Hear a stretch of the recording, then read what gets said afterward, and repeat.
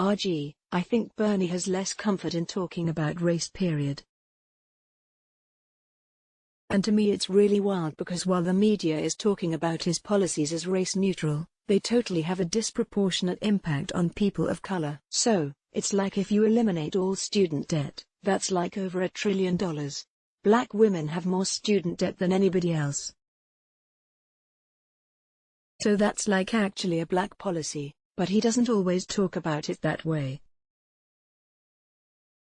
It's not actually shifting the idea, it's shifting how he communicates the idea that would make such a huge difference in terms of people seeing themselves in the campaign.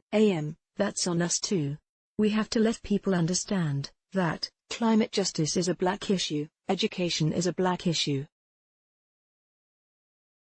All these things are our issues, but understanding the implications of how these show up and manifest in our lives is not always laid out, and I think to Isra's and Kenedra's point, I think there has to be more to make it plain, as Malcolm X would say. Make it so plain that even a child could understand it, and that's how we organize. We have to be able to make things very easy for working class folks to see, oh wow, this is how it's going to work, and that's how it directly impacts my life. I'd like to end by asking what a black feminist agenda looks like to each of you. So Barbara, you've talked a lot about the ways identity politics have been misunderstood. Could you share your thoughts?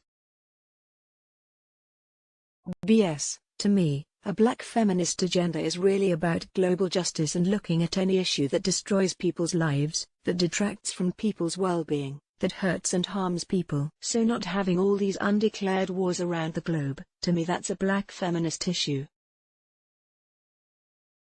Anything that undermines the well-being of life on our planet is a black feminist issue. Back in the day, we had to make it up from scraps. Nobody was talking about black feminism. But even today, this many decades later, it's really about human liberation and freedom, as far as I'm concerned. I think that a black feminist agenda is highly compassionate, that it takes into account the micro and macro conditions that make life either wonderful or make it too hard to bear. Yeah, what you've said just about black feminism being a politic of solidarity is actually about the liberation of all people, and if we think about that, this society is built on patriarchy and white supremacy, which is all about domination and destruction. Black feminism is the antithesis of that, and it's about a world where people can live in harmony, compassion, see themselves in each other. I think that's really powerful. I think of everybody's freedom, and when we're talking about black feminism, it's not just something that's just black women. It's also just black lives. It's feminism and liberation for everybody, and I think when it comes to advice for organizers, thinking through the lens of being unapologetically yourself and also existing through the framework of working towards the idea of fighting for freedom for everybody. June Jordan has this quote that I often refer to. She says, "Sometimes I am the terrorist, I must disarm, and I think when we move from a place of self-determination, love, and introspection, we're no longer feeding for acknowledgement or superficial gestures of representation. We start to demand substance and seek connection based on a shared story, and solidarity, I think, is the greatest chance we have against false narratives and media manipulation."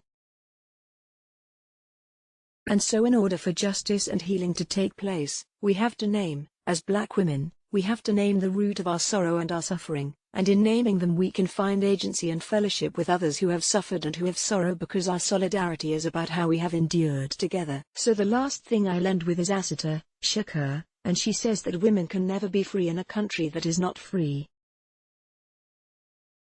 And we can never be liberated in a country where the institutions that control our lives are protected. So we can't be free without our men, and we can't be free as long as American government and capitalism remain as is. And I think that's why we have to come together as black feminists to really ignite the system and elect Bernie Sanders in this next presidential election. Want more from Teen Vogue? Check this out. Black Woman supports Elizabeth Warren for admitting her mistakes. Stay up to date on the 2020 election. Sign up for the Teen Vogue Take. Let's block ads.